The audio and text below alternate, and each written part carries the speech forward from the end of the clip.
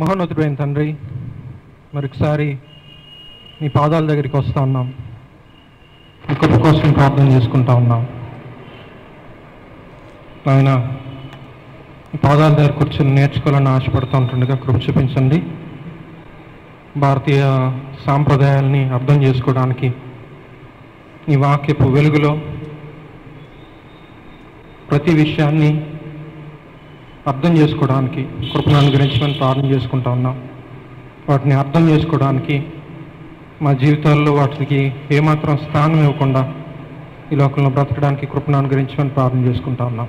కనికరించండి, మీరే మహిమ పొందమని చిన్ని ప్రార్థన యేసే నామములో వేడుకొని ప్రార్థన చేసుకుంటున్నాం తండ్రి. ఆమేన్. ఒకరోజు ఒక చర్చ్ మెంబర్ పాస్టర్ గారి దగ్గరికి వచ్చాడు. పాస్టర్ గారి దగ్గరికి వచ్చి, నాకు ఒక ప్రశ్న ఉందండి, దానికి మీరు సమాధానం చెప్పాలి అని. ఏంటి ఆ ప్రశ్న అని అడిగాడు పాస్టర్ గారు.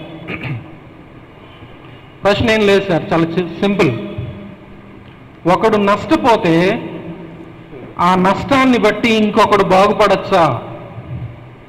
ఒకడు నష్టపోతే ఆ నష్టాన్ని బట్టి ఇంకొకడు బాగుపడచ్చా అని అడిగాడు. దానికి పాస్టర్ గారు ఏమన్నారంటే, అట్లా తప్పమ్మా, ఒకడు నష్టపోతే ఇంకొకడు బాగుపడకూడదు కదా అన్నాడు ఆయన. ఆయన మళ్ళీ అడిగాడు గుచ్చి, ఒకడు నష్టపోతే ఇంకొకడు బాగుపడడం వాక్యానుసారమేనా? వాక్యానుసారం కాదు బాబు, తప్పు అని. తర్వాత అడిగిన, ఒకడు నష్టపోతే ఇంకొకడు బాగుపడడం అనేది వాక్యానుసారం కానప్పుడు నా పెళ్లికి తీసుకున్న 2000 రూపాయలు మీరు ఇచ్చేయండి సార్ అన్నాడు. ఈ జోక్ విన్న తర్వాత నాకేమనిపించింది అని అంటే, పాస్టర్ గారికి నిజంగా ఆ వ్యక్తి ఎక్కడ స్టార్ట్ చేశాడు, ఎందుకు ఈ ప్రశ్న అడుగుతున్నాడు అనేది ఆయనకి అర్థమై ఉంటే ఆయన సరైన సమాధానం ఇచ్చి ఉండేవాడు. అందుకని ఒక ఆయన ఏమన్నాడు అని అంటే, if you want to know where something is going, it is better to know where it came from. ఏదైనా ఒకటి ఎటువైపు వెళ్తా ఉంది అనేది నీకు తెలియాలి అని అంటే అది ఎక్కడ ప్రారంభమైంది అనేది తెలుసుకోవడం చాలా ప్రాముఖ్యం. అందుకనే సిసిరో అనే ఆయన ఏమంటాడు అని అంటే, నీవు పుట్టడానికి ముందు ఏం జరిగింది అనే దాని గురించిన అవగాహన లేకపోతే నువ్వు పెరగకుండా ఆగిపోయినట్టే అన్నాడు ఆయన. భారతదేశంలో ఉన్న నమ్మకాల యొక్క ప్రారంభాన్ని, మూలాన్ని అర్థం చేసుకోకపోతే అవి ఎందుకు ఏ ముసుగులో మన జీవితాల్లోకి చొరబడ్డానికి ప్రయత్నం చేస్తున్నాయో మనకు అర్థం కాదు. కాబట్టి వాటి మూలాల్ని అధ్యయనం చేయాల్సిన అవసరం ఉంది. అందుకనే మనం ఈరోజు సెమినార్ పెట్టుకున్నాం. కాబట్టి మూలాల్లోకి వెళ్ళి వాళ్ళు వాస్తవానికి వాళ్ళు చెబుతున్నది ఏంటి, వాళ్ళ నమ్మకాలు ఏంటి అనే దాన్ని మనం అర్థం చేసుకోవడానికి ప్రయత్నం చేస్తూ ఉన్నాం. ఆస్ట్రాలజీ తర్వాత ప్రపంచాన్ని అత్యంత ప్రభావితం చేసిన అంశాల్లో యోగా ఒకటి. చాలా పాపులారిటీ ఉంది. భారతీయులు చాలా గర్వంగా చెప్పుకుంటా ఉన్నారు. ఏమంటున్నారు తెలుసా? ప్రపంచానికి ఆరోగ్యాన్ని గురించిన ప్రాక్టీసెస్ని మేము నేర్పించాం అని గర్వంగా చెప్పుకుంటా ఉన్నారు. మేము మా పిల్లల్ని స్కూల్లో జాయిన్ చేయడానికి వెళ్తే వైజాగ్లోనే 2-3 ఇయర్స్ బ్యాక్ వాళ్ళు చాలా గర్వంగా చెప్తా ఉన్నారు, మేము స్కూల్లో పిల్లలకి యోగా ఉంటుంది సార్, యోగా నేర్పిస్తాం మేము అని. అదొక క్వాలిఫికేషన్ లాగా చెప్పుకుంటా ఉన్నారు వాళ్ళు. అయితే మేము ఒప్పుకోము అంటే వాళ్ళు ఏమన్నారు అని అంటే, అది రిలీజియస్ ప్రాక్టీస్ కాదు సార్, ఆరోగ్యం కోసమే, చదువుల్లో ఏకాగ్రత కోసం అని చెప్పడానికి ప్రయత్నం చేశారు. అయితే ఈరోజు మనం యోగా నిజంగా ఆరోగ్యానికి సంబంధించిందేనా, మన ఏకాగ్రత కోసం ఉద్దేశించిందేనా, వాటి మూలాలేంటి, వాటి యొక్క ప్రమాదాలు ఏంటి, ఇలాంటి విషయాలన్నీ మనం ఈరోజు నేర్చుకోబోతా ఉన్నాం. క్రైస్తవ దృక్కోణంలోంచి యోగాని అర్థం చేసుకోవడానికి ప్రయత్నం చేస్తూ ఉన్నాం. ఒక ఆయన ఏమన్నాడు అని అంటే, యేసు ప్రభు యొక్క విమోచన కిందకి 2 అంశాలు రావాలి అన్నాడు. యేసు ప్రభు యొక్క విమోచన అంశాల్లో రావాల్సిన, ఆయన విమోచన క్రిందకి రావాల్సిన అంశాలు ఏంటి అని అంటే, మొట్టమొదటిది మన ఆత్మలు, రెండోది మన మనసులు.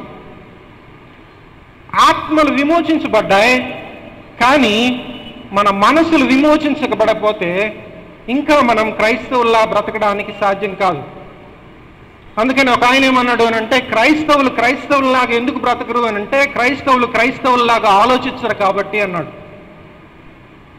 కాబట్టి క్రైస్తవుల్లా ఆలోచించడం ప్రారంభిస్తే క్రైస్తవుల్లా బ్రతకడం సాధ్యమవుతుంది.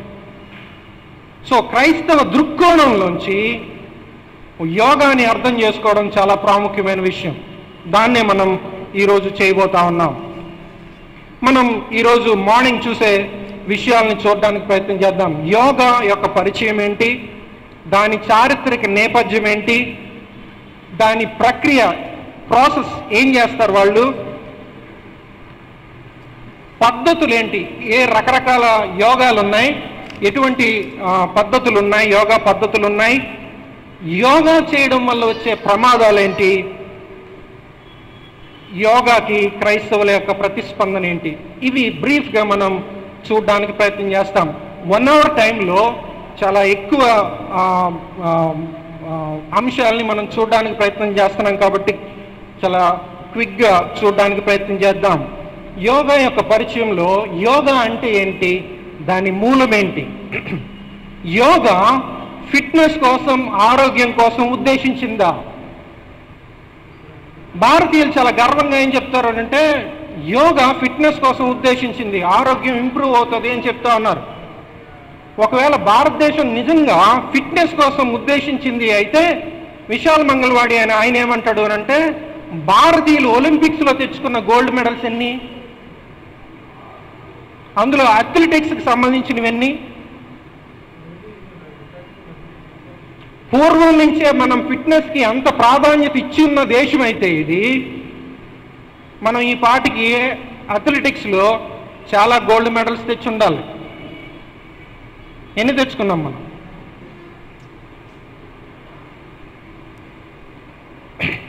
యోగా మతానికి సంబంధించింది కాదు అని చెప్పడానికి ప్రయత్నం చేస్తూ ఉన్నారు. యోగా నిజంగా రిలీజియస్ ప్రాక్టీస్ కాదా, అది రిలాక్సేషన్ టెక్నిక్గా వాళ్ళు చెప్తున్నట్టుగా క్రైస్తవులు యోగా చేయొచ్చా, ఇవి మనం చూడబోతా ఉన్నాం. యోగా యొక్క చారిత్రక నేపథ్యం ఎక్కడి నుంచి వచ్చింది, దాని మూలాలు ఏంటి అనేది చూడడానికి ప్రయత్నం చేద్దాం. యోగా అనేది కాన్సెప్ట్ యాక్చువల్గా సింధు నాగరికతలోనే ఉంది. దాని గురించిన కాన్సెప్ట్స్ భగవద్గీతలో, వేదాల్లో అన్నిటిలో కూడా యోగాను గురించిన కాన్సెప్ట్స్ ఉన్నాయి. అయితే భారతదేశంలో ఉన్నటువంటి ఫిలాసఫీస్ని 6 దర్శనాల కింద విభజించడం జరిగింది, వర్గీకరిస్తారు. 6 ఫిలాసఫీస్, దర్శనాలు అని అంటాం. ఇవేంటి అని అంటే, సాంఖ్య యోగా, రెండోది వైశేషిక న్యాయ, మూడోది పూర్వమీమాంస, ఉత్తర మీమాంస లేక వేదాంత. ఇవి బ్రీఫ్గా మనం 6 దర్శనాలు ఉన్నాయి. వీటిని షడ్ దర్శనాలు అని అంటారు, ఎందుకంటే 6 కాబట్టి. ఈ 6 ఈ రెండు పెయిర్స్ ఎందుకు చేశాము అని అంటే, రెండిట్లకి, ఈ 2 ఫిలాసఫీస్కి మధ్యన సారూప్యత ఉంది, సంబంధం ఉంది కాబట్టి వాటిని ఇలా పెయిర్స్ కింద చేయడం జరిగింది. అయితే ఈ యోగా ఫిలాసఫీ సాంఖ్య దర్శనంతో పెనవేసుకుని ఉన్నటువంటి దర్శనం అది. ఇది సాంఖ్య సిద్ధాంతంతో పూర్తిగా ఏకీభవిస్తూ ఉంది. కాబట్టి మనకి అర్థం కావాల్సిన నెక్స్ట్ విషయం ఏంటి అని అంటే, సాంఖ్య దర్శనం ఏంటో మనకు అర్థమైతే యోగా ఏంటో మనకి అర్థమవుతుంది. సాంఖ్య ఏం చెప్తుంది అని అంటే, మొత్తం ఉన్నటువంటి వాస్తవాన్ని 2 కింద చెప్తా ఉంది. అంతిమంగా వాస్తవం 2. ఒకటి ఏంటి అని అంటే, పురుష అంటే మేల్ అని కాదు, స్త్రీలోనూ పురుషుల్లోనూ ఉన్నటువంటి జీవాత్మని పురుష అని అన్నాడు ఆయన. రెండవది పదార్థం, భౌతికమైనటువంటి ప్రపంచం. ఈ రెండిటి యొక్క కలయికే ఇప్పుడున్న మొత్తం వాస్తవం. కాబట్టి వాస్తవాన్ని రెండు కిందనే చూస్తుంది. డ్యూయలిజం, ద్వైతవాదం అని అంటాం, సాంఖ్య సిద్ధాంతం. సో ఈ పురుషుడు ఈ ప్రకృతితో, భౌతిక ప్రపంచంతో కలయిక అవడాన్ని బట్టి ప్రపంచంలో ఏముంది అని అంటే దుఃఖం ఉంది. సో ఈ దుఃఖ నివారణకి ఏం చేయాలి అని అంటే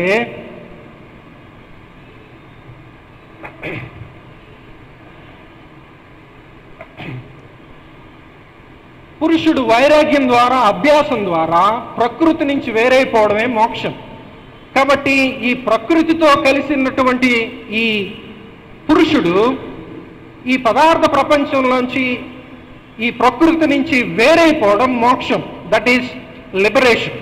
అదే దాన్ని ఆయన ఏమన్నాడు అంటే కైవల్య స్థితి అని అన్నాడు. సో ఈ సిద్ధాంతంతో సంపూర్ణంగా యోగా సిద్ధాంతం ఏకీభవిస్తుంది, అంగీకరిస్తుంది. సో టోటల్ రియాలిటీని మనం రెండుకనే చూడాలి. ఒకటి పురుష, రెండోది ప్రకృతి. ఈ రెండిటి కలయిక వల్ల దుఃఖం వస్తూ ఉంది, బాధలున్నాయి, ఇబ్బందులున్నాయి. ఈ రెండిట్లోంచి పురుషుడు ఈ ప్రకృతి నుంచి వేరైపోవడం ద్వారా మోక్షాన్ని పొందొచ్చు అనేది సాంఖ్య సిద్ధాంతం. అయితే ఈ కైవల్య స్థితిని ఎలా పొందొచ్చో చెప్పాడు ఆ తర్వాత వచ్చినటువంటి యోగా సిద్ధాంతంలో, యోగా దర్శనంలో. సో సాంఖ్య ఏం కావాలో చెప్పాడు, దాన్ని ఎలా పొందొచ్చో చెప్పింది యోగా దర్శనం.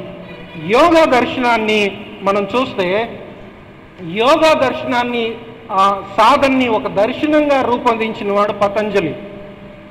సో పతంజలి అనేవాడు వాస్తవానికి అప్పటి వరకు ఉన్నటువంటి ఈ యోగా ప్రాక్టీసెస్కి సంబంధించిన అన్నిటిని క్రోడీకరించిన వాడు పతంజలి. ఈయన 200 BC నుంచి 300 AD మధ్యకాలంలో బ్రతికుంటాడనేది పరిశోధకుల అభిప్రాయం. సో సర్వేపల్లి రాధాకృష్ణ గారు కూడా 200 BC వాడై ఉండొచ్చు అనేది ఆయన నమ్మకం. సో ఏమైనా ఈ 500 సంవత్సరాల మధ్యకాలంలో ఈ పతంజలి అనేవాడు ఈ సిద్ధాంతాన్ని, ఈ దర్శనంగా రూపొందించాడు.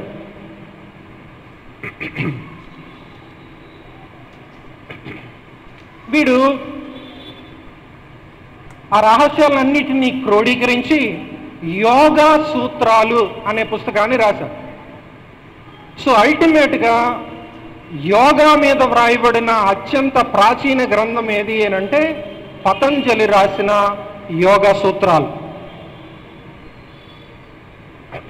ఇందులో 196 సూత్రాలు ఉంటాయి. ఓకే,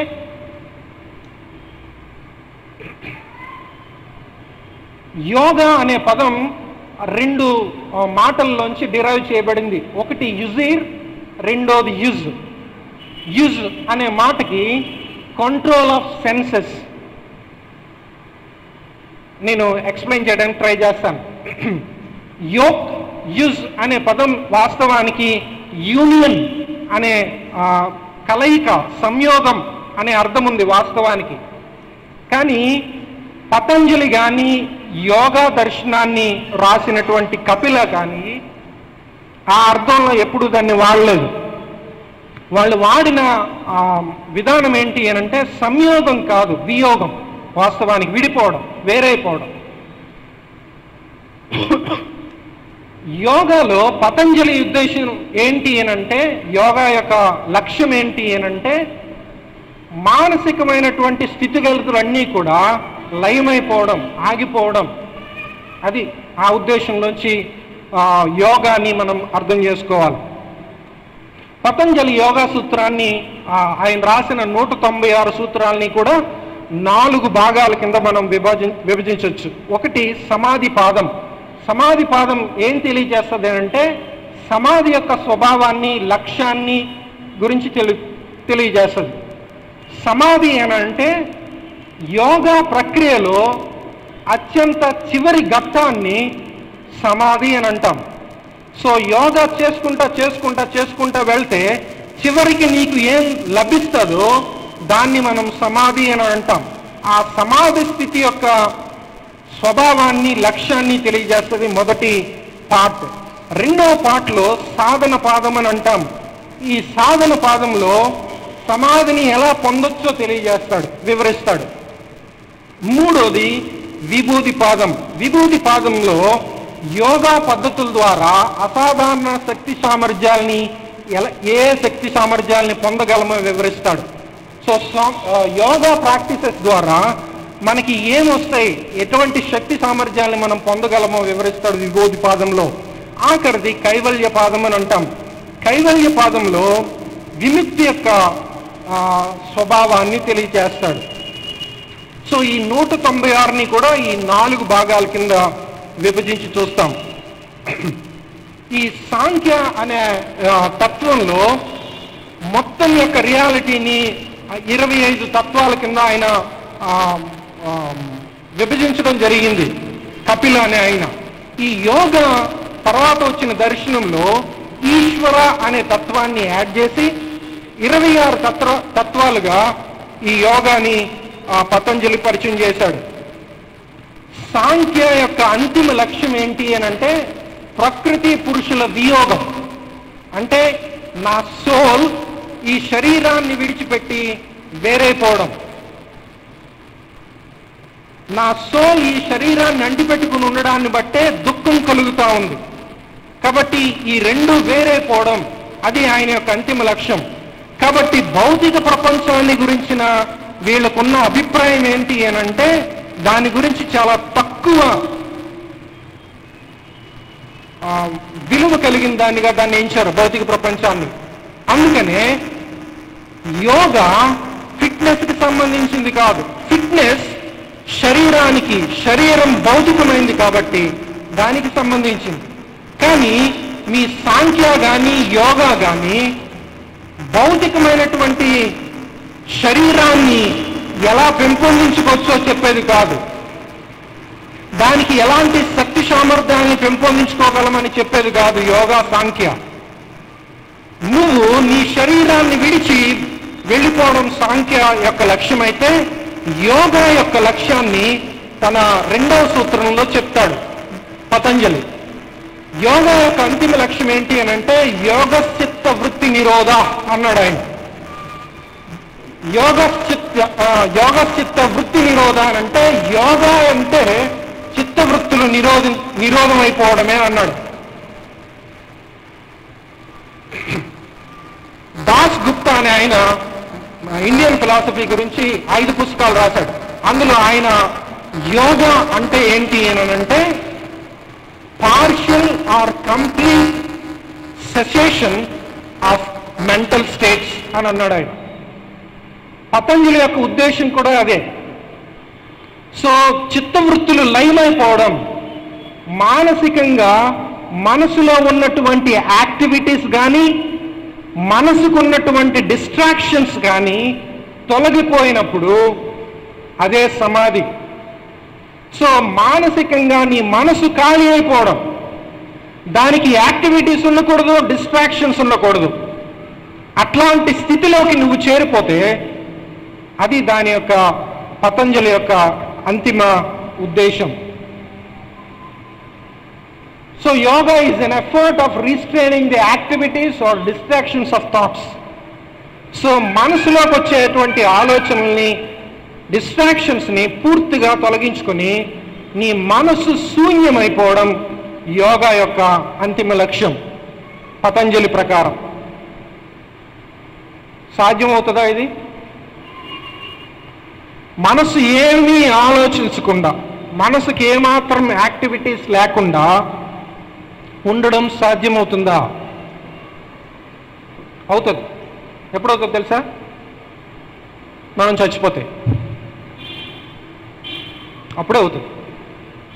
సో నువ్వు బ్రతికున్నంత వరకు, కాన్షియస్గా నువ్వు బ్రతికున్నంత వరకు మానసిక స్థితిగతులు తప్పనిసరిగా ఉంటాయి. వాటిని ఏమాత్రం మనం అవాయిడ్ చేయలేం. కాబట్టి మన ముందున్న ఎలాగో అవాయిడ్ చేయలేం, ఆలోచనలు మనం ఏమాత్రం నియంత్రించలేం. కానీ మనం చేయగలిగింది ఏంటి అని అంటే మన మనసుని మంచి విషయాలతో నింపుకోగలం, చెడ్డ విషయాలను తొలగించి. కానీ యోగా యొక్క ఉద్దేశం మంచి విషయాలతో మనసును నింపుకోవడం కాదు, అసలు మనసులో ఏ విధమైనటువంటి యాక్టివిటీస్ లేకుండా ఉండడం. అందుకని ఆయన ఏమన్నాడు అంటే అసంప్రజ్ఞాత సమాధి అని అంటాడు. అసంప్రజ్ఞాత సమాధి అని అంటే ఏ విధమైనటువంటి డిస్ట్రాక్షన్స్ కానీ యాక్టివిటీస్ కానీ ఏమీ లేకుండా అయిపోయే పరిస్థితి. సో సాంఖ్యాకి యోగా దర్శనాల యొక్క పోలికల్ని మనం చూస్తే, సాంఖ్య జ్ఞాన మార్గం అయితే ఏం కావాలో చెప్పాడు ఆయన, కపిల అనే ఆయన. దాన్ని ఎలా సాధించొచ్చో సాధన మార్గాన్ని సూచించింది యోగా. అది థియరీ, ఇది ప్రాక్టీస్. అది తత్వశాస్త్రం, ఇది మతం. అందులో 25 తత్వాలు చెప్పాడు ఆయన.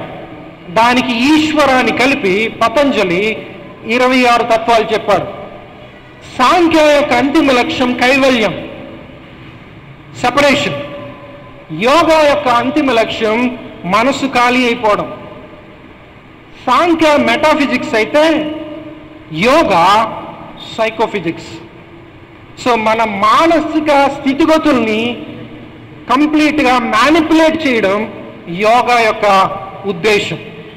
మనం ఏమి ఆలోచిస్తున్నామో దాన్ని మ్యానిపులేట్ చేయడం యోగా యొక్క ఉద్దేశం. ఇది యోగా యొక్క పరిచయం. యోగా ప్రక్రియని ఎలా చేయొచ్చు అని అంటే పతంజలి అనే ఆయన అష్టాంగ మార్గాన్ని సూచించాడు. 8 స్టెప్స్ ఉంటాయి. ఈ 8 స్టెప్స్ మనం చేసుకుంటా వెళ్తే యోగస్యత్వ మానసిక స్థితిగతులన్నీ సెసేషన్ అయిపోతే కంప్లీట్గా ఆగిపోతాయి అనే స్థితికి మనం చేరగలుగుతాము అనేది ఆయన ఉద్దేశం. ప్రక్రియ ఎలా చేస్తారు అని అంటే అష్టాంగ మార్గాన్ని సూచించాడు. అందులో మొట్టమొదటిది యమ, రెండవది నియమ, మూడవది ఆసనం, నాలుగవది ప్రాణాయామం, ఐదవది ప్రత్యాహార, ఆరోది ధారణ, ఏడవది ధ్యానం. చివరి స్థితి ఏంటి అనంటే సమాధి స్థితి. ఇది అంతిమ లక్ష్యం సమాధి. యోగా యొక్క అంతిమ లక్ష్యం సమాధి.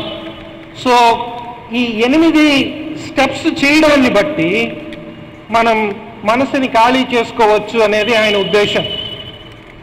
ఈ 8 అర్థం చేసుకోవడానికి ప్రయత్నం చేద్దాం. అందులో మొదటి 5 యమ, నియమ, ఆసన, ప్రాణాయామ, ప్రత్యాహార, ఈ 5 కూడా శరీరానికి సంబంధించిన విషయాలు. శరీరాన్ని ఎట్లా అదుపు చేసుకోగలమో తెలియజేసే విషయాలు.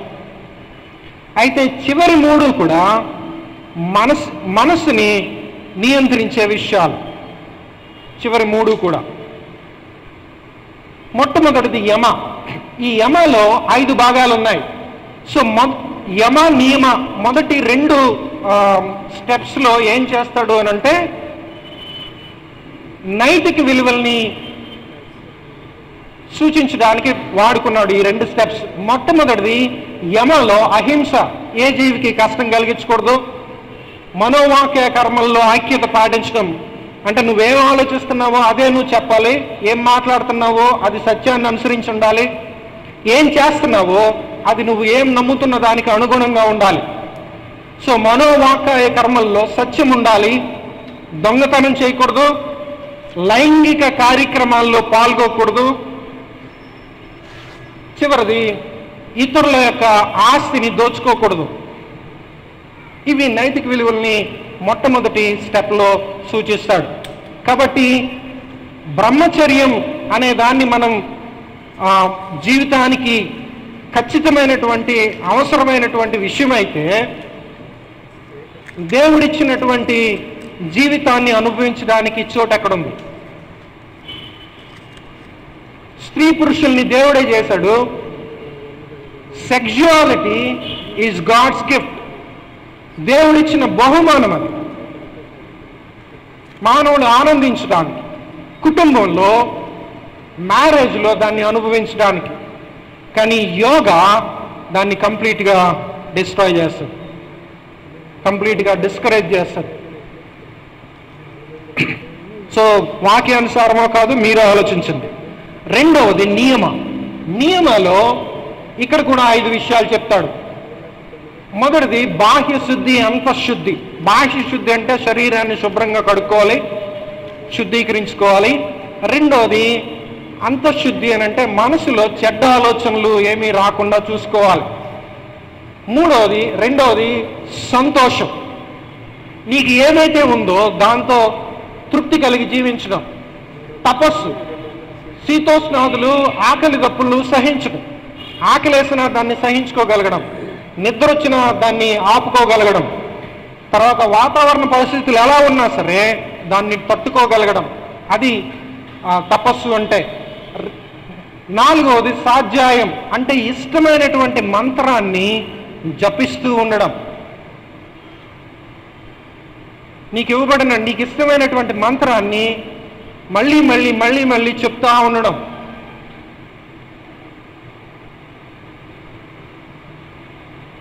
అది ఎంత ప్రమాదమో నేను తర్వాత చెప్తాను. చివరిది ఈశ్వర ప్రణిధానం అంట. ఈశ్వర ప్రణిధానం అని అంటే ఈ 26వ తత్వానికి తాను సంపూర్ణంగా అప్పగించుకోవడం. ఇది నియమలో ఉన్నటువంటి 5 భాగాలు. తర్వాతది ఆసనం. సో ఇప్పుడు ప్రాచుర్యంలో ఉన్నటువంటి ఆసనాలు ఏవి కూడా వాస్తవానికి పతంజలి టీచ్ చేయలే. పతంజలి యొక్క ఆసనం ఏంటి అని అంటే స్థిరంగా ఒక చోట కూర్చోవడం, అదే ఆసనం వాస్తవానికి. ప్రాణాయామం అని అంటున్నప్పుడు ఆసనాల్లో నా శరీరాన్ని ఒక చోట స్థిరంగా కూర్చోబెట్టాను. ఇప్పుడు ఓకే, నేను కూర్చున్నాను.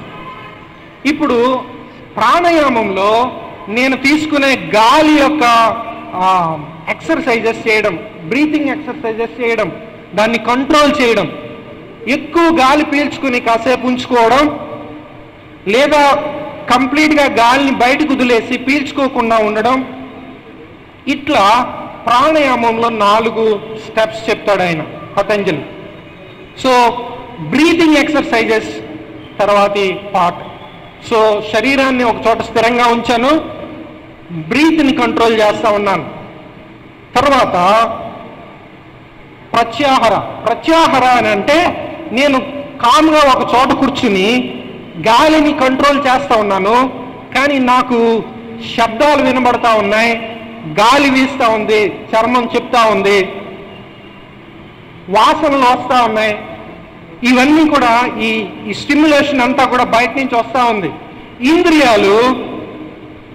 ఇంద్రియ జ్ఞానం నాకు కలుగుతూ ఉంది, సెన్సెస్ ద్వారా ఇన్ఫర్మేషన్ వస్తూ ఉంది, సౌండ్స్ వినబడుతున్నాయి, వాసనలు వస్తూ ఉన్నాయి, స్పర్శ తెలుస్తూ ఉంది. అయితే ఈ ప్రత్యాహారంలో ఆయన ఏమంటాడు అని అంటే దీన్ని పూర్తిగా కంట్రోల్ చేయగలగడం. ఓకే, సెన్సెస్ని అంతర్ముఖం చేయడం, ఇన్ఫర్మేషన్ బయట నుంచి కాకుండా సెన్సెస్ కూడా లోపలికి తీసేసుకోవడం. తర్వాతది ధారణ. ఏదో ఒక వస్తువు మీద మనసుని లగ్నం చేయడం. వీళ్ళు దేని మీద మనసుని లగ్నం చేయొచ్చు అని అంటే హృదయం మీద లగ్నం చేయొచ్చు, మీ ముక్కు చివరి భాగంలో. ఓకే, మీ ముక్కు చివరన కాన్సన్ట్రేట్ చేయొచ్చు. అంటే మీ చూపు ఎక్కడ ఉంటుంది? కళ్ళు మూసుకున్నా మీరేం చూస్తూ ఉంటారంటే మీ ముక్కు చివరిని చూస్తూ ఉంటారు కళ్ళు మూసుకుని, లేదా మీ యొక్క నాభిని చూస్తూ ఉంటారు. కాన్సన్ట్రేషన్ మీ బొడ్డు మీద ఉంటుంది అనమాట. ఓకే, నాభిని, లేదా బాహ్యంగా కనిపించే ఏదో ఒక వస్తువుని ఊహించుకుని దాని మీద మనసుని లగ్నం చేయడం. ధారణ అలా లగ్నం చేయడం ద్వారా ఏమవుతుంది అని అంటే ఇప్పుడు నాకు మిగిలిన విషయాలు ఏమీ గురించిన జ్ఞానం లేకుండా కేవలం నేను చూస్తున్న వస్తువు మీదే నా మనసు లగ్నమవుతుంది. దాన్ని మనం ధ్యానం అని అంటాం. ధారణ వల్ల ధ్యానం వస్తుంది, ధ్యానం వల్ల సమాధి స్థితిలోకి వెళ్తాం. అంటే నీ మనసు ఏమవుతుంది అని అంటే బాహ్య విషయాల గురించిన జ్ఞానం కోల్పోతావు, లోపలికి వెళ్తావు, లోపలికి వెళ్ళిన తర్వాత నువ్వు ఏదైతే ధ్యానిస్తా ఉన్నావో దాని గురించిన ధ్యానమే ఉంటుంది నీకు. ఫైనల్గా అది కూడా లేకుండా పోతుంది. అది సమాధి. అది వీళ్ళు చెప్తున్నారు. సో అసంప్రజ్ఞాత సమాధి అని అంటే మనసు సంపూర్ణంగా ఖాళీ అయిపోవడం, చిత్తవృత్తులు లేకుండా, డిస్ట్రాక్షన్స్, యాక్టివిటీస్ లేకుండా మనసు ఖాళీ అయిపోయే స్థితికి చేరిపోవడం. ఇది వాస్తవానికి భారతదేశ చరిత్రలో ఉన్నటువంటి యోగా. కానీ ఇప్పుడు యోగా దీనికి ఏమాత్రం సంబంధం లేదు. ఇప్పుడు ఏం చెప్తున్నారు వీళ్ళు అని అంటే, యోగా అంటే ఆత్మ శరీరం వియోగం కాదు, సెపరేషన్ కాదు. ఆత్మ దైవం సంయోగం చెందడం, యూనియన్. సో సాంఖ్య ఫిలాసఫీని చెప్పిన కపిల కానీ యోగాని చెప్పి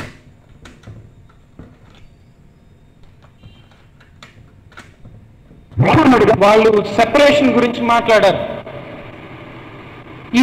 ఈ ఎగ్జాక్ట్గా కాంట్రడిక్టరీ వ్యూకి ఇప్పుడున్న యోగా రావడానికి ఒక ప్రధాన కారణం ఏంటి అని అంటే, సాంఖ్య యోగా తర్వాత వచ్చినటువంటి ఫిలాసఫీస్ యోగాని తీసుకున్నారు కానీ యోగా చెప్తున్నటువంటి థియరీని మాత్రం తీసుకోలే. సో వాళ్ళ థియరీకి ఈ యోగా ప్రాక్టీసెస్ని కలుపుకున్నారు. వాళ్ళు ఏం చెప్పారు అని అంటే, అద్వైతవాదం వచ్చింది. అద్వైతవాదం ప్రకారంగా అంతిమంగా మానవుడు దైవం ఒకటే. ఈ మనం చూస్తున్నటువంటి మొత్తం వాస్తవం అంతా కూడా దైవమే, ఉన్నదంతా కూడా ఏకత్వమే. కానీ నీకు భిన్నత్వం ఎందుకు కనబడుతుంది? నేనున్నాను, మీరున్నారు, ఈ చర్చ్ ఉంది, ఈ ఫ్యాన్స్ ఉన్నాయి, ఇవన్నీ నాకు ఈ భిన్నత్వం అంతా ఎందుకు కనబడుతుంది అని అంటే, మాయ వల్ల, అజ్ఞానం వల్ల. సో ఈ అజ్ఞానం తొలగిపోయినప్పుడు నేనున్నాను అనే స్పృహ కోల్పోయి భగవంతుడే ఉన్నాడు అనే విషయం మనకి అర్థమవుతుంది. అది అద్వైతవాదం. సో కాబట్టి నువ్వు దేవుడివే, మనం చూస్తున్నదంతా కూడా దైవమే, దైవం కానిదేది కూడా లేదు. శంకరాచార్య ఈ అద్వైత ఫిలాసఫీని బాగా ప్రాచుర్యంలోకి తీసుకొచ్చాడు. బ్రహ్మ సత్యం జగత్ మిథ్య, జీవో బ్రహ్మ ఇవ నా పర అన్నాడు ఆయన. బ్రహ్మే సత్యం, జగత్ మిథ్య. నువ్వు కనబడుతున్న కార్లు ఇవన్నీ కూడా మిథ్యే, ఉన్నాయని అనుకుంటున్నావు కానీ లేవు. నువ్వు తాడుని తొక్కావు, పాము అనుకుని భ్రమపడుతున్నావు, అంతే.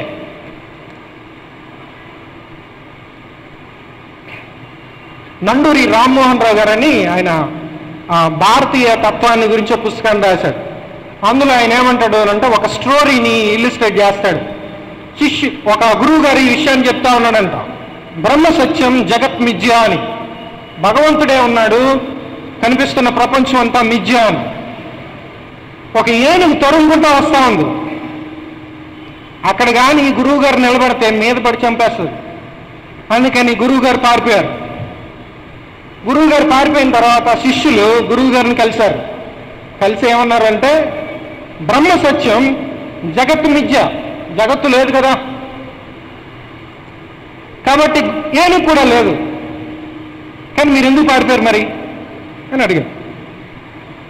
ఏనుగు లేనప్పుడు, ఏనుగు ఉన్నది అని భ్రమపడతా ఉన్నప్పుడు మీరెందుకు పారిపోయారు సార్? ఆయన ఏమంటాడు అంటే, జగత్తు మిథ్య, ఏనుగు మిథ్య, నేను పారిపోవడం కూడా మిథ్యే. ఓకే, ఇది ఈ అద్వైతవాదం తర్వాత ఈ యోగా ఫిలాసఫీని, యోగా ప్రాక్టీస్ని అడాప్ట్ చేసుకుంది. సో మానవునికి తన నిజ స్వరూపాన్ని, స్వభావాన్ని గురించిన జ్ఞానం లేదు, అజ్ఞానం ఉంది. సో ఈ అజ్ఞానం వల్లే కర్మ తర్వాత కర్మలు చేస్తూ మానవుడు ఒక జన్మ తర్వాత ఇంకొక జన్మ ఎత్తుతా ఉన్నాడు. సో నీ కర్మలు నీ జన్మని డిసైడ్ చేస్తాయి. నువ్వు మంచి కర్మలు చేస్తే సత్కర్మలు, లేకపోతే నిష్కామ కర్మలు అంటే ఫలితాన్ని ఆశించకుండా నువ్వు కర్మలు చేస్తే నీ జన్మ ఈ చక్రంలో తిరగకుండా ఈ జన్మలన్నీ ఆగిపోయి పునర్జన్మ లేకుండా పరమాత్మలో మమేకమవుతావు. అది ఈ అద్వైతవాదం యొక్క ఉద్దేశం. సో కాబట్టి మనిషి తన నిజస్వరూపాన్ని, స్వభావాన్ని గుర్తించేలాగా సో యోగా ప్రక్రియలో మనిషి యొక్క కాన్షియస్నెస్ని, మానసిక స్థితిని మార్చేయడం యోగా యొక్క లక్ష్యం. మీకు అర్థమైందండి? ఇప్పుడు నువ్వు వాస్తవానికి దేవుడివే, కానీ నేను దేవుని కాదు, పాపినో లేకపోతే ఏదో అనుకుంటా ఉన్నావు, కానీ వాస్తవానికి నువ్వు దేవుడివే. నేను దేవుణ్ణి అనే భావన నీకు ఎప్పుడు కలుగుతుంది అని అంటే యోగా చేస్తే. యోగా చేస్తే then you will know that you are God. అహం బ్రహ్మాస్మి అనే స్థితికి నువ్వు చేరతావు. ఓకే, సో ఇది ఇప్పుడు ప్రాక్టీస్ చేస్తున్న విషయం. ఇప్పుడు మీ ముందుకి నేను వచ్చాను అనుకోండి, నేను మిమ్మల్ని ప్రశ్న అడుగుతాను, మీరు మన్మోహన్ సింగా అని మీరేమంటారు? కాదు అంటారు, అవునా? నేను నెక్స్ట్ ఏమంటానంటే మీరు వాస్తవానికి మన్మోహన్ సింగే, కానీ మీరు మన్మోహన్ సింగ్ అన్న విషయం మీకు తెలియట్లే. మీకు ఎలా తెలుస్తుంది అంటే యోగా చేయండి, అప్పుడు మీరు మన్మోహన్ సింగ్ అని తెలుస్తుంది.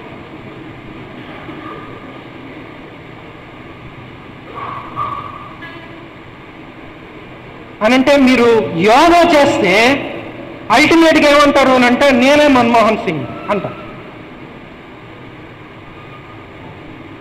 అంటే మీ కాన్షియస్నెస్ని, మీ మానసిక స్థితిగతుల్ని కంప్లీట్గా మార్చేయడం, మ్యానిపులేట్ చేయడం యోగా యొక్క లక్ష్యం. నువ్వు వాస్తవానికి మన్మోహన్ సింగ్ కాదు అనుకునేలా చేస్తుంది. దానికి టెక్నిక్స్ ఉన్నాయి. టెక్నిక్స్ ఏంటి అని అంటే మొట్టమొదటిది హఠయోగా. హఠయోగా ఈ కాన్షియస్నెస్ని ఎట్లా చేంజ్ చేయగలము అని అంటే ఫిజికల్ ఎక్సర్సైజెస్ ద్వారా. రెండవది జపయోగా. జపయోగా అని అంటే దీన్ని మెకానికల్ పాత్ అని అంటాం, యాంత్రికంగా జరిగేది. ఒక మంత్రాన్ని కంటిన్యూస్గా జపించడం ద్వారా ఇది సాధ్యమవుతుంది. రెండవది Surat Shabd Yoga, path of sound and light, Divine Light Mission వాళ్ళు చెప్పేది. తర్వాతది కుండలిని యోగా. ఐదవది తంత్ర. ఈ 5 స్టెప్స్ని మనం చూసుకుని, ప్రమాదాలు చూసుకుని, క్రైస్తవ దృక్పథాన్ని చూసుకుని క్లోజ్ చేసుకుందాం. మొట్టమొదటిది హఠయోగా. సో హఠయోగా ఏం చెప్తుంది అని అంటే శరీరాన్ని, శ్వాస సంబంధించిన ఎక్సర్సైజెస్ చేయడం ద్వారా మోక్షాన్ని పొందొచ్చు. అంటే నువ్వే దేవుడు అనే విషయాన్ని నువ్వు గుర్తెరగచ్చు. సో శరీరం సరిగా ఫంక్షన్ చేయాలి అని అంటే, నేను సరిగా ఆలోచించాలి అని అంటే నా మనసులో, నా మెదడులో ప్రవహించే రసాయనాలు సరిగా ప్రవహించాలి. వాటిలో ఏవైనా చేంజెస్ తీసుకురావడం ద్వారా మన మానసిక స్థితిగతుల్ని మనం మార్చచ్చు, మ్యానిపులేట్ చేయొచ్చు. కాబట్టి మూడ్స్ని నిర్ణయించేది ఏంటి అని అంటే మనలో ప్రవహించే కెమికల్స్. దానికి ఏం కావాలి అని అంటే ఆక్సిజన్ కావాలి సాధారణంగా సరిగా పనిచేయాలి అని అంటే. సో బ్లడ్ సర్క్యులేషన్ సరిగా ఉండాలి, ఆక్సిజన్ సరిగా ఉండాలి. ఈ రెండు ఉన్నప్పుడు మనం సరిగా ఆలోచించగలుగుతాం. అయితే హఠయోగ యొక్క ఉద్దేశం ఏంటి అని అంటే మన శరీరంలోకి వెళ్ళే ఆక్సిజన్ యొక్క మోతాదుని కంప్లీట్గా తగ్గించేసి శరీరానికి, మెదడుకి ఎక్కువ మోతాదులో రక్తాన్ని అందించడం ద్వారా మన మానసిక స్థితిగతుల్ని మార్చడం. ఇవ్వాల్సిన ఆక్సిజన్ని ఇవ్వకపోవడం, చాలిన దానికంటే ఎక్కువ రక్తాన్ని మీ మెదడుకి పంప్ చేయడం, ఇది ఈ యోగా యొక్క లక్ష్యం. కాబట్టి అలా చేయడం ద్వారా మన యొక్క మానసిక స్థితిగతుల్ని మ్యానిపులేట్ చేయొచ్చు అనేది. By physiological manipulation of once body the nervous system can be affected and consciousness altered. మన నర్వస్ సిస్టమ్ మీద ప్రభావాన్ని చూపిస్తుంది, అల్టిమేట్గా మన మానసిక స్థితిగతులు మారిపోతాయి. దానికి రకరకాల ఆసనాలు వేస్తారు హఠయోగాలో. ఇదొక పద్ధతి.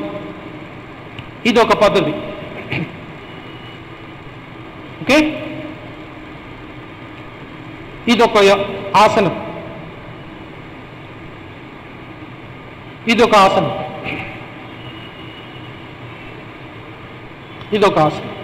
ఇట్లా రకరకాలుగా మీ శరీరాన్ని ఉంచుతారు. బ్రీతింగ్ ఎక్సర్సైజెస్ చేస్తారు. గాలి తీసుకోవడం మానేస్తారు, లేకపోతే బయటకు వదిలేసి ఎక్కువ లాన్ ఉంచుకుని ఆగిపోతారు పీల్చుకోకుండా. సో ఈ రెస్పిరేషన్ సిస్టమ్ని ఆల్టర్ చేయడం ద్వారా మన యొక్క మానసిక స్థితిగతుల్ని మార్పు చేయడానికి ప్రయత్నం చేస్తారు. అట్లా అల్టిమేట్గా ఇట్లా మార్చేయడం ద్వారా మీరు అల్టిమేట్గా ఏమంటారు అని అంటే, యోగా అయిన తర్వాత ఐఎమ్ బ్రహ్మన్ అని అంటారు. నేనే దేవుణ్ణి, నేనే భగవంతుణ్ణి అనే స్థితికి మానవుడు చేరతారు. అది హఠయోగా. రెండవది జపయోగా. జపయోగా ఏం చెప్తుంది అని అంటే, ఒక మంత్రాన్ని పదే పదే పదే చెప్పడం. ఓకే, పదే పదే చెప్పడం. ఇప్పుడు ఒక పదానికి శబ్దం ఉంటుంది, అర్థం ఉంటుంది. చాలాసార్లు మనం పలుకుతూ ఉన్నప్పుడు శబ్దం వస్తుంది. ఆ శబ్దం వెనుకల ఉన్నటువంటి అర్థాన్ని గ్రహించి మాట్లాడతాం ఎప్పుడైనా సరే. అట్లా కాకుండా మీరు కేవలం శబ్దాన్ని మాత్రమే పదే పదే రిపీట్ చేస్తున్నారనుకోండి, ఏమవుద్ది? మీరు అసలు ఏ విషయం మాట్లాడుతున్నారో మర్చిపోతారు. అవునండి.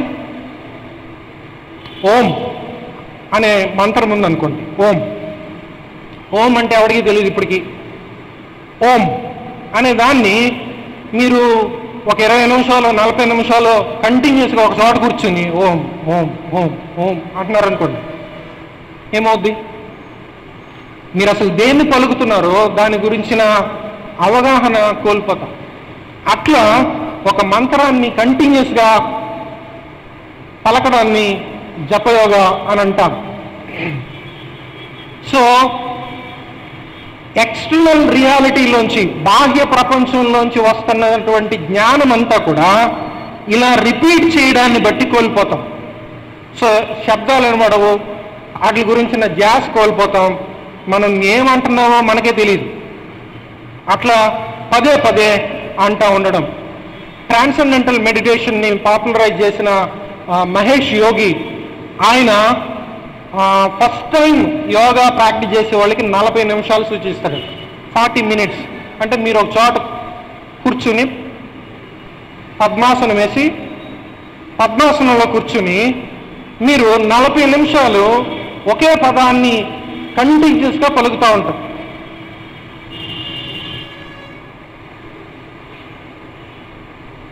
ఫోర్ అవర్స్ కొంచెం బాగా అలవాటు పడిన వాళ్ళకి 4 గంటలు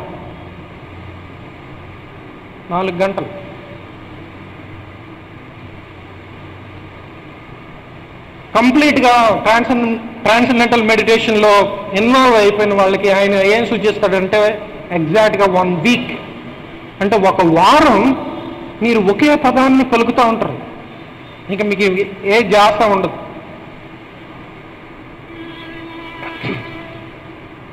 సో కాబట్టి బాహ్య ప్రపంచం నుంచి వస్తున్న ఇన్ఫర్మేషన్ని కోల్పోతాం.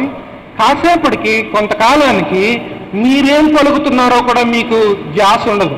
ఆ స్థితికి కూడా వెళ్ళిపోయే పరిస్థితి వస్తుంది. అల్టిమేట్గా మీ మైండ్ బ్లాంక్ అవుతుంది, ఖాళీ అవుతుంది అని. సో కాబట్టి మైండ్ మిగిలినటువంటి ఏ విధమైన ఆలోచనల్ని లేకుండా కేవలం మనసు గురించిన ఆలోచనలు మాత్రమే ఉండే పరిస్థితికి వెళ్ళిపోతే దాన్ని ప్యూర్ కాన్షియస్నెస్ లేకపోతే ట్రాన్సెండెంటల్ కాన్షియస్నెస్ అంటాడు ఆయన. అంటే నా మనసు గురించిన ఆలోచనలు తప్పించి ఇక మిగిలిన ఏ ఆలోచనలు ఉండవు. రెండో స్టేజ్లో the mind is aware of both the world and pure consciousness. ప్రపంచాన్ని గురించి, ప్యూర్ కాన్షియస్నెస్ గురించిన అవగాహన కానీ ఉన్నట్లయితే దాన్ని గాడ్ కాన్షియస్ అని అంటాం. ఇంకా తర్వాత స్టేజ్ ఏమవుతుంది అంటే ఉన్నదంతా కూడా భగవంతుడే అనే పరిస్థితికి వెళ్ళిపోతాం. ఉన్నదంతా ఒకటే, ఉన్నదంతా భగవంతుడే, ఉన్నదంతా దైవమే అనే యూనిటీ కాన్షియస్నెస్లోకి మానవుడు వెళ్ళిపోతాడు. ఇస్కాన్ కానీ ట్రాన్సెండెంటల్ మెడిటేషన్ వాళ్ళు కానీ ఎక్కువ ఈ యోగాని సూచిస్తారు. డివైన్ లైట్ మిషన్ మూడవ పద్ధతి ఏంటి అని అంటే సూరత్ శబ్ద యోగా. డివైన్ లైట్ మిషన్ వాళ్ళు, రాధా స్వామి సత్సంగ్ వాళ్ళు ఎక్కువ పాపులరైజ్ చేశారు. సూరత్ అనే మాటకి సోల్ అని అర్థం, శబ్ద్ అని అంటే సౌండ్ లేకపోతే వర్డ్ అని అర్థం. వీళ్ళు ఏం నమ్ముతారు అని అంటే గాడ్ ఈజ్ లైట్, బిబ్లికల్ పదం కదా. గాడ్ ఈజ్ లైట్, దేవుడు వెలుగై ఉన్నాడు. ఆ వెలుగు ఎవరంటే నువ్వే. సో ఆ వెలుగు నీలో ఉంది, నువ్వే ఆ వెలుగువి వాస్తవానికి. ఆది యందు వాక్యం ఉండను, వాక్యము దేవుని యొద్ద ఉండను, దేవుడై ఉండను. యోహాను సువార్త 1వ అధ్యాయం 1వ వచనం. ఆ వాక్యం నీలోనే ఉంది. సో వెలుగు ఉంది, ఆ వెలుగు నువ్వే. వాక్యం ఉంది, ఆ వాక్యం కూడా నువ్వే, నీలోనే ఉంది వాక్యం. So when soul establishes contact with this word, మనలో ఉన్నటువంటి వాక్యంతో మన ఆత్మ సంబంధాన్ని కలిగి ఉంటే ఈ వర్డ్ అనేది దేవునిలో నిన్ను మమేకమయ్యేలాగా చేస్తుంది అల్టిమేట్గా. ఇది వాళ్ళు చెప్పేది. సో వీళ్ళు చెప్పే టెక్నిక్స్ని నామ్ లేకపోతే ఉపదేశం అంటారు, పేరు లేకపోతే జ్ఞానం అని. So physiological manipulation of senses or meditation on the logos, ఇది వీళ్ళు ఆచరించే పద్ధతి. సో కాబట్టి ఫిజియలాజికల్ మ్యానిపులేషన్ చేస్తారు. రెండోది మెడిటేట్ చేయడం ద్వారా, ఆ వర్డ్ మీద మెడిటేట్ చేయడం ద్వారా, ఆ మంత్రాన్ని పదే పదే జపించడం ద్వారా కాన్షియస్నెస్ని ఆల్టర్ చేయడం.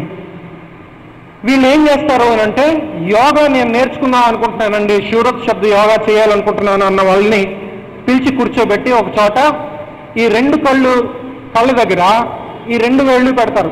ఈ బటన్ వేలు, ఈ మధ్య వేలు, ఈ 2 వేలుని ఈ మీ కన్ను చివర పెడతారు. ఇట్లా మీ కన్ను చివర పెట్టి కళ్ళు మూసుకున్న తర్వాత ఆ కళ్ళని గట్టిగా అలా నొక్కుతారు. ఇట్లా నొక్కడాన్ని బట్టి మీ కళ్ళు ఏం చూస్తాయి అని అంటే మీ కనుబొమ్మల మధ్యలో ఉన్నటువంటి భాగాన్ని చూస్తాయి.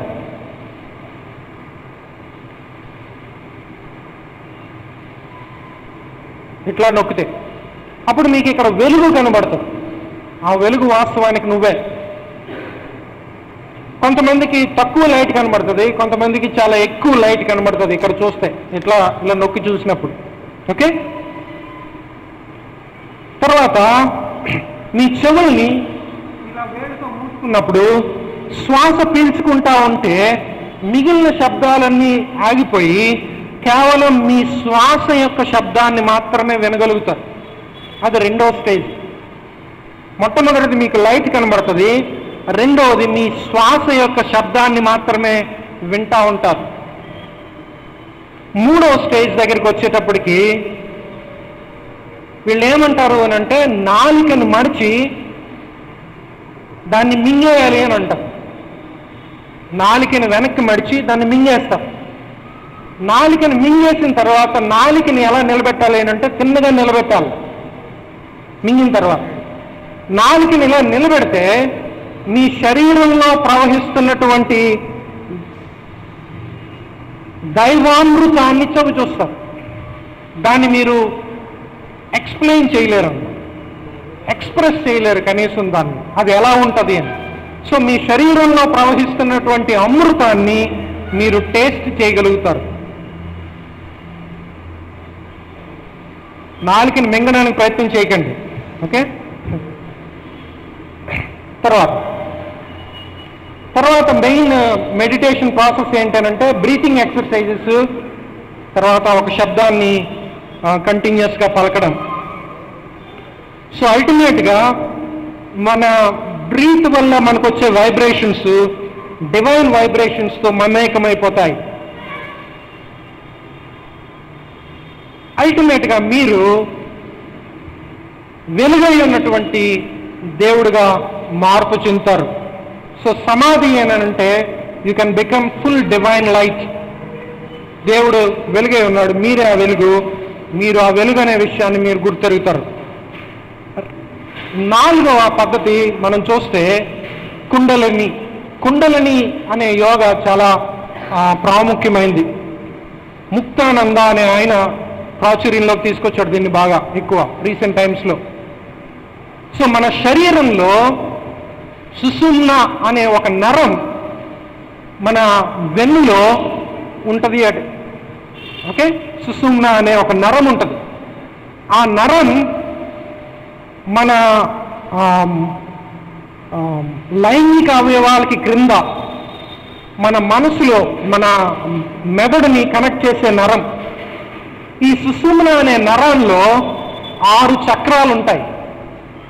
So 6 centres of psychic energy ఉంటుంది అని. సో 6 చక్రాలు ఉంటాయి.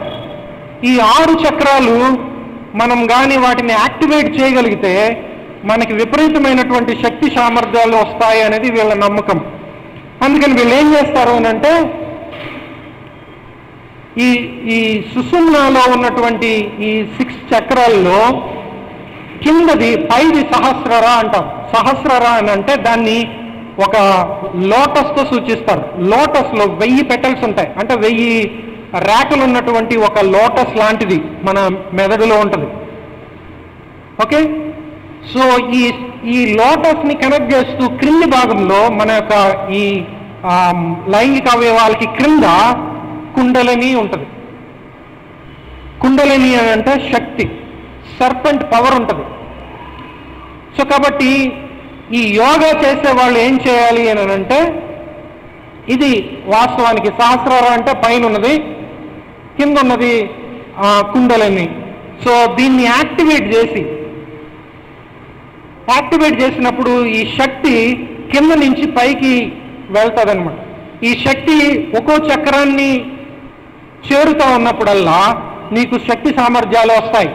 అల్టిమేట్గా చివరి స్థితికి వెళ్ళినప్పుడు, సహస్రారాకి చేరినప్పుడు నీకు పూర్తిగా సమాధి స్థితిలోనికి మనం వెళ్ళిపోతాం.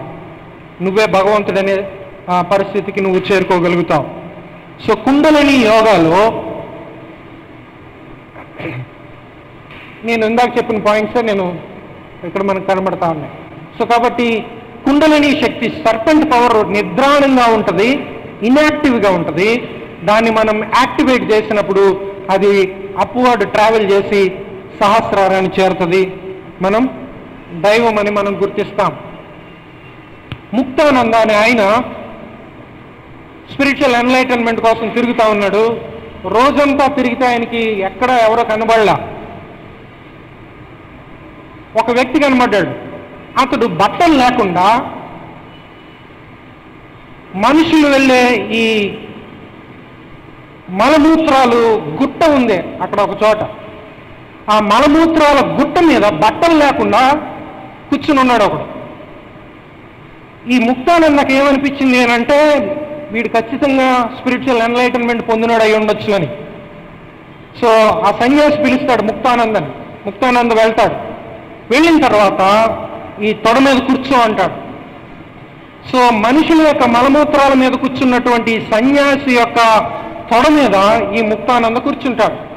కూర్చున్న తర్వాత ఆయన ఏమంటాడు అని అంటే, నా మెదడుని, నుదుటిని నాలుగుతో నాకమని చెప్తాడు. నాలుగుతో నాకుతాడు ఆయన.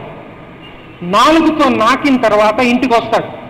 ఇంటికి వచ్చి యోగా కోసం కూర్చుంటాడు, ధ్యానం చేయడానికి కూర్చుంటాడు. ఆయన ఏమంటాడు అని అంటే, ఆ సన్యాసి నా కుండలిని యాక్టివేట్ చేశాడు, సర్పెంట్ పవర్ని యాక్టివేట్ చేశాడు, ఇది పైకి ప్రాకుతా ఉంది. సో తను ధ్యానంలో కూర్చుంటే తను అంటాడు, తనకున్న భయంకరమైనటువంటి స్థితుల్ని వివరించడానికి ప్రయత్నం చేస్తాడు.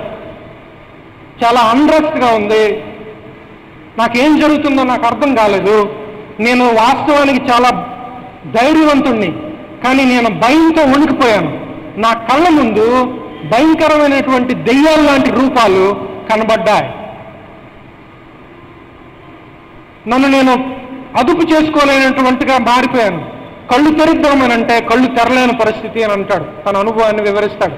సో కుండలిని యోగా చేసినప్పుడు ఏం జరుగుతుందో మీరే ఊహించండి. ఇక సో సహస్రారాన్ని చేరుకోవడం కుండలిని యోగా యొక్క లక్ష్యం. ఆఖరిది తంత్ర. 600 ADలో ఫస్ట్ టైం ఇండియాలో కనబడింది. 1000 ADకి వచ్చేటప్పటికి భారతదేశం అంతా కూడా ఈ తంత్ర యోగాతో నిండిపోయింది. తంత్ర యోగా దాన్ని వాళ్ళు చేసే ప్రాక్టీసెస్ని మీకు చెప్పడానికి కూడా చాలా ఇబ్బందికరంగా ఉంటాయి. వాళ్ళు ఏం చేస్తారు అని అంటే లైంగిక అవయవాల్ని వర్షిప్ చేస్తారు. మానవ యొక్క రక్తాన్ని, సీమన్ని తాగుతారు. బ్లాక్ మ్యాజిక్ చేస్తారు, హ్యూమన్ సాక్రిఫైసెస్ చేస్తారు, contact with evil spirits through dead and rotten bodies. Cremation గ్రౌండ్కి వెళ్ళి ఆ కుళ్ళిపోయినటువంటి శరీరాల దగ్గర యోగాని చేయడం ద్వారా వాళ్ళు దైవం అనే స్థితిలోకి శక్తి సామర్థ్యాలు పొందడానికి ప్రయత్నం చేస్తారు. ఇది తంత్ర యోగా. సో కాబట్టి పర్సెప్షన్ ఆఫ్ డ్యూయాలిటీ అంటే రెండు ఉంది అని నీకు అనిపిస్తూ ఉంది అని అంటే కేవలం అది వాస్తవం కాదు. సో స్త్రీ పురుషులు ఉన్నారు అనేది కూడా, డ్యూయాలిటీ అనేది కూడా కరెక్ట్ కాదు. స్త్రీ పురుషులు వేరే అనే నమ్మకం కూడా కరెక్ట్ కాదు. అది దేవుని యొక్క లీల అని వీళ్ళు నమ్ముతారు. సో కాబట్టి దీన్ని అధిగమించి బయటకు వెళ్ళడానికి సెక్స్ని ఒక సాధనంగా వాళ్ళు వాడుకుంటారు. సో భిన్నత్వం ఉంది అనేది అజ్ఞానం కాబట్టి ఈ అజ్ఞానానికి కారణమైనటువంటి మనస్సుని చంపేయాలి. మనసును ఎలా చంపుతాము అని అంటే మంత్రాన్ని కంటిన్యూస్గా జపించడం ద్వారా మనసుని చంపేయాలి.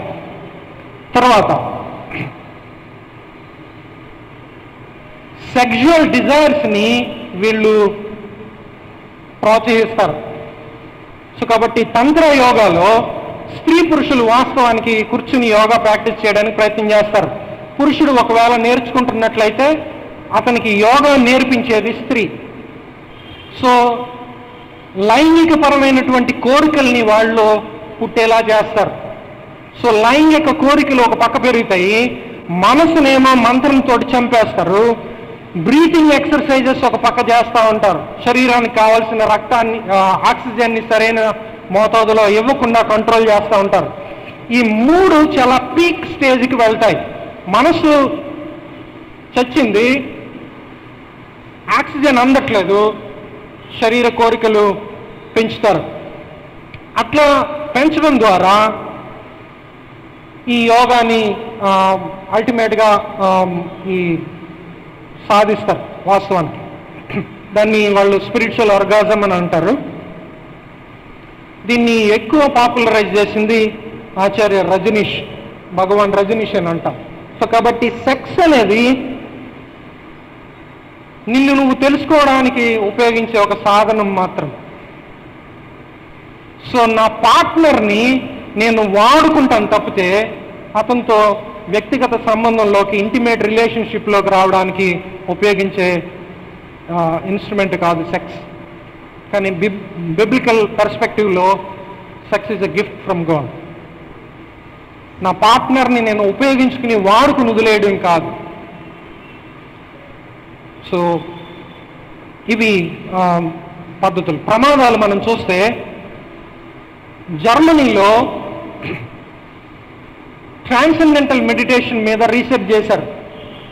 ఎవరు అనంటే youth family and health ministry department వాళ్ళు, జర్మనీ వాళ్ళు. 1989లో వీళ్ళు చేసి వాళ్ళ రిపోర్ట్ ఇచ్చారు. వాళ్ళ రిపోర్ట్ ప్రకారంగా 56% మంది కాన్సన్ట్రేషన్ని కోల్పోయారు. ఓన్లీ 16% మంది మాత్రమే కాన్సన్ట్రేషన్ పొందినట్టుగా చెప్పారు. 61% మంది వాళ్ళు డే టు డే లైఫ్లో చేసే ఉద్యోగాలు చేయడంలో విఫలమవుతా ఉన్నారు. 19 మంది మాత్రమే మాకు ఇంక్రీజ్ అయింది, మా వర్కబిలిటీస్ పెరిగినాయి అని వాళ్ళు చెప్పారు. 76% మందిలో సైకలాజికల్ డిజార్డర్స్ వచ్చినాయి. 76%. 46%లో సైకియాట్రిక్ ట్రీట్మెంట్ తీసుకోవాల్సిన, మెడికల్ ట్రీట్మెంట్ తీసుకోవాల్సిన పరిస్థితి వచ్చింది.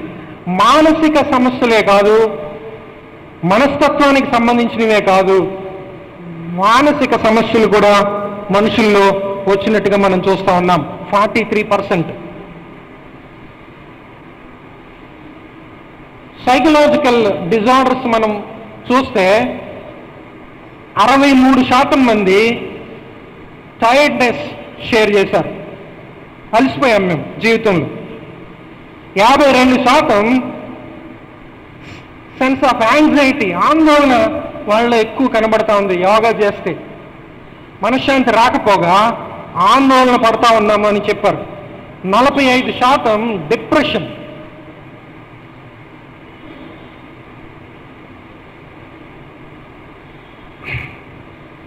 39% నెర్వస్నెస్, అంటే వణికిపోవడం.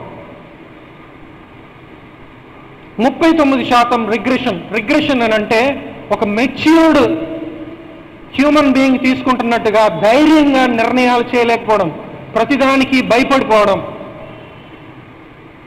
సొంతంగా నిర్ణయాలు చేసే సామర్థ్యం తగ్గిపోవడం 39 మందిలో కనిపించింది 100కి. నెర్వస్ బ్రేక్ డౌన్, కంప్లీట్గా నెర్వస్ బ్రేక్ డౌన్ 26%లో కనబడతా ఉంది. Serious suicidal tendencies 20%. 20% మంది, యోగా చేసిన వాళ్ళలో 20% మంది ఆత్మహత్య చేసుకోవాలన్నటువంటి టెండెన్సీస్ వాళ్ళలో కనబడ్డాయి. ఇది జర్మనీ గవర్నమెంట్ చేసిన రీసెర్చ్లో తేలిన సత్యం.